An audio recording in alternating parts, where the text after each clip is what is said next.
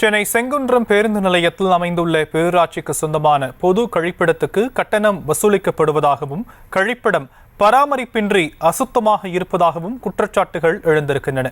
இதுகுறித்தான விவரங்களை நம்முடைய செய்தியாளர் கார்த்திகேயன் வழங்க நாம் கேட்கலாம். கார்த்திகேயன், மேலும் விவரம்.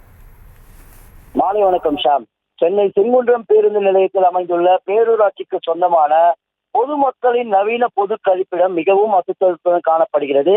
இலவச கழிப்பிடம் என அரசு சார்பில் தெரிவிக்கப்பட்டும் அவற்றுக்கு பணம் வசூல் செய்யப்படுவதாகவும் செங்குன்றம் பேருந்து நிலையத்தில் பேருந்துக்காக காத்திருக்கும் பொதுமக்கள் தற்போது புகாரினை தெரிவித்திருக்கிறார்கள்.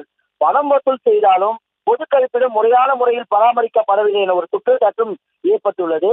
சென்னை செங்குன்றம் பேருந்து நிலையமானது நகரின் பல்வேறு பேருந்துகள் வந்து செல்லும் முனையமாக செயல்பட்டு வருகிறது.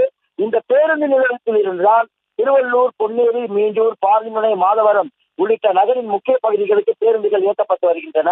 நாள்தோறும் இந்த பேருந்து நிலையத்தில் சுமார் 1000க்கும் மேற்பட்ட பயணிகள் வந்து செல்கின்றனர். இந்த நிலையில் செங்குன்றம் பேருந்து நிலையத்தில் பொதுமக்களின் வசதிக்காக பொது கழிப்பிடம் ஒன்று அரசின் சார்பில் கட்டப்பட்டுள்ளது. இந்த கழிப்பிடத்தை நாகவாரி பேரூராட்சி நிர்வாகத்தால் நிர்வாகம் செய்யப்பட்டு வருகிறது.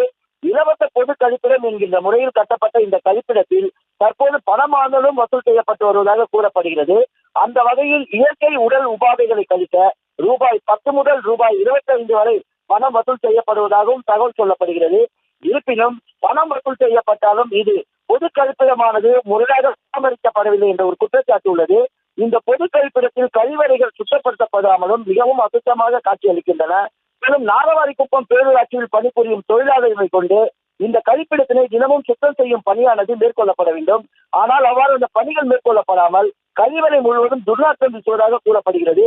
மேலும் இந்த பேருந்து நிலையத்தில் உள்ள ஓட்டுநர்களும் நடத்துனர்களும் இந்த கழிப்பிடத்தை தான் பயன்படுத்துகிறார்கள். பொதுமக்களின் பயன்பாட்டில் உள்ள இந்த பொது கழிப்பிடத்தை தூய்மையான முறையில் பராமரிக்காமல் பணம் வசூல் செய்வதிலேயே பேரூராட்சி நிர்வாகம் கவனம் செலுத்துவதாக சொல்லப்படுகிறது. மேலும் இந்த கழிப்பிடத்தில் கழிக்கப்படும் கழிப்பிடங்கள் அந்த கழிப்பிட தொட்டிகளிலே தேங்கிய வண்ணம் உள்ளன. இதனால் தொற்று நோய்கள் ஏற்படும் அபாயமும் உருவாகி உள்ளதாக தெரிய வருகிறது.